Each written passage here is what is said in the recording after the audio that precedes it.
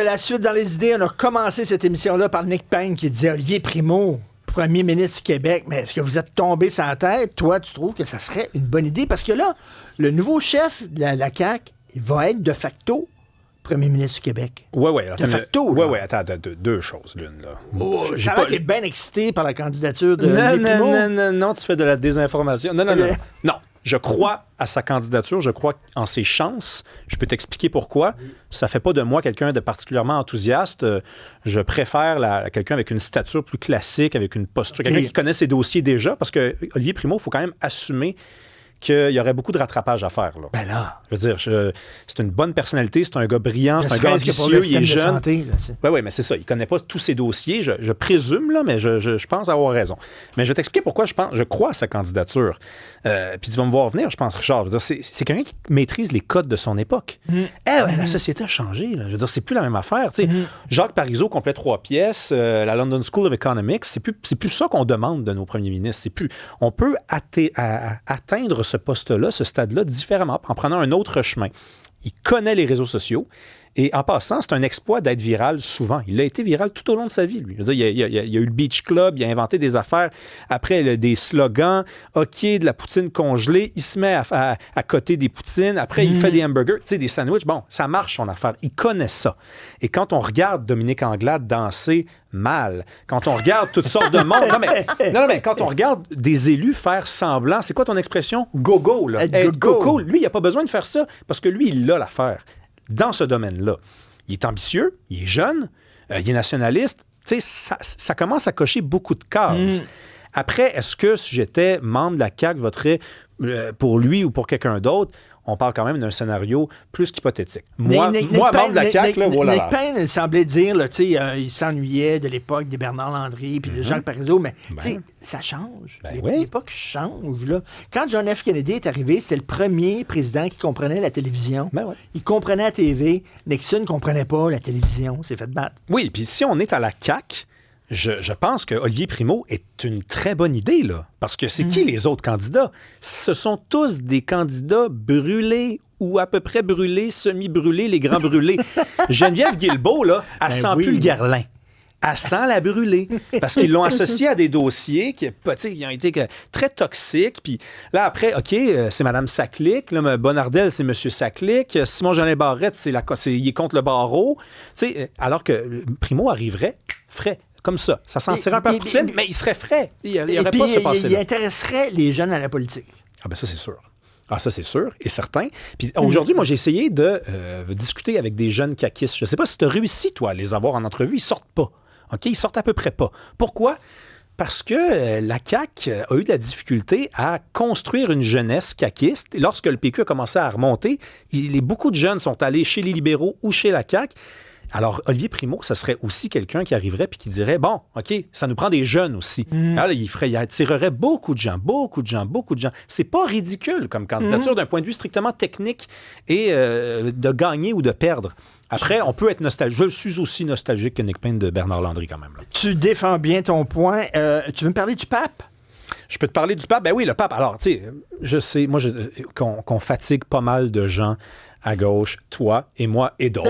As-tu déjà entendu à Radio Ville-Marie qui ont le bulletin de nouvelles du Vatican? Ça, c'est weirdo, là, on va te dire. Là. Impossible. Il dit toujours le bulletin de nouvelles du Vatican de Radio Ville-Marie. C'est assez spécial. Fais-moi pas parler contre Radio Ville-Marie. J'ai grandi là. Non. Je les aime bien. Ben oui, mais en fait, bon, on fatigue beaucoup, toi et moi et d'autres, certaines personnes à gauche, lorsqu'on les critique, lorsqu'on s'inquiète des méthodes des woke. Mais écoute, le pape, sans parler formellement de wokisme, a prononcé un discours il y a quelques jours, c'était le 9 janvier. C'est déjà, il s'appelle comment? Léon XIII. Léon XIII. C'est 13 ou c'est-tu 13? Le compte est bon? Je sais pas. 1, 2, 3, 4, 5, 6, 7. Je pense que c'est 13. Donc, il faisait un 14. bon... 14, Caroline, maman. Ah non, Léon XIII, c'est un autre, ça. C'est un autre. Bon, c'était avant 14, j'imagine? On continue? OK, donc, Léon XIV a prononcé un discours. Et dans ce discours-là, il s'est inquiété de voir de moins en moins d'espace de conversation libre dans la société et dans les sociétés occidentales. Donc, il disait, oui, il dit, écoute, les mots ont perdu leur sens. Il dit, il y a beaucoup de mots qu'on ne peut plus utiliser. Qu'est-ce que ça te sonne, mon cher Richard, tout ça? Et il a dit même que il a utilisé le mot inclusif. Il a dit, on veut être inclusif, mais quand on fait ça, on exclut certaines personnes parce qu'on veut inclure les minorités, mais la majorité, elle, passe au coup près. Le pape a dit ça. Le pape est dans ta gang, Richard. C'est une première. Moi, j'aurais jamais pas. Vieux réactionnaire. Le pape. Et tu veux nous dire rapidement que les jeunes ont de la difficulté à se projeter dans l'avenir. Mais pas juste les jeunes, en fait. On le sait, on dit tout le temps qu'on n'est pas capable de vivre le moment présent. Et là, depuis quelques temps, il y a des psychiatres qui font de la consultation qui disent que leurs patients ne sont pas capables de se projeter dans le futur. Est-ce que tu as des plans d'avenir? Est-ce que tu penses à l'avenir des fois, Stéphanie? Ou c'est vrai qu'on est comme... C'est vrai qu'on est plus... tu sais, notre mode de vie aussi en tant que travailleur autonome fait en sorte que déjà en partant, c'est difficile de se projeter dans 5 ou dans 10 ans. T'as aucune idée? Non, c'est ça. Fait que ça fait en sorte que les projets, c'est plus des petits projets court terme dans un horizon d'1 an. Tu peux peut-être voir un voyage, mais de là à dire... Tu sais même pas l'an prochain sur un job. Non, c'est ça. C'est difficile de faire des plans. Là, c'est un très bon point. Il y a aussi l'actualité. L'actualité, elle est imprévisible. On ne sait pas du tout. Est-ce que dans un mois, Trump ne va pas menacer la France? Peut-être. On ne sait pas. Qui peut dire que non? Donc, les gens ont de la difficulté à s'imaginer dans le futur parce que l'actualité leur a enseigné que tout change vite. Mais OK, je te pose une question piège. Qu'est-ce que tu préfères? Un monde imprévisible comme ça, tu ne sais pas ce qui va arriver? Ou alors, les gens avant... Ils se mariaient une fois à 16 ans, il y avait une job, puis là, c'était le terrain plat jusqu'à 65 ans. Ils pouvaient tout prévoir. Ça, moi, j'aime ça quand c'est plus imprévisible. Qu'est-ce qui va arriver? Tu sais pas, c'est plus fun. Donc, le corps du roi ou le party? Je préfère le party. Je préfère un monde punk, un monde imprévisible où ça pète d'un peu partout, avec les risques, évidemment, j'en suis conscient, que ça implique. D'insécurité, d'angoisse. Oui, évidemment. Puis ça me déplaît autant qu'aux autres quand il y a des grands risques, quand il y a des grands dangers. Tu sais, quelqu'un qui rentrait dans une job, puis il savait là, que toute sa vie, ça va être cette job-là. Une job, une blonde, that's it. Une maison, c'est tout, là. Écoute, ça donne la chair de poule. Mais donc, les psychiatres disent que c'est peut-être une bonne chose, finalement, que les gens soient forcés de se concentrer sur le moment présent. Parce que ça a été la grande affaire. Là. On disait tout le temps, concentre-toi sur le moment présent, il n'y a pas que le passé et le futur. Et là, maintenant, qu'on est pogné dans le présent, il y a encore du monde qui trouve le moyen de chialer. On peut-tu en profiter? Non, mais c'est vrai. Zen. Non, mais il faudrait. On est d'être zen. Non, il faut. L'actualité nous le force. Qui tu reçois ce soir? Je reçois la directrice de la Chambre de commerce du Montréal métropolitain parce que j'ai trouvé une alliée, Richard. Je ne suis plus le seul à être complètement opposé au télétravail. Elle aussi a des réserves sur le télétravail et je reçois... J'espère qu'elle se déplace en studio. Non, je pense qu'elle vient faire ça à distance.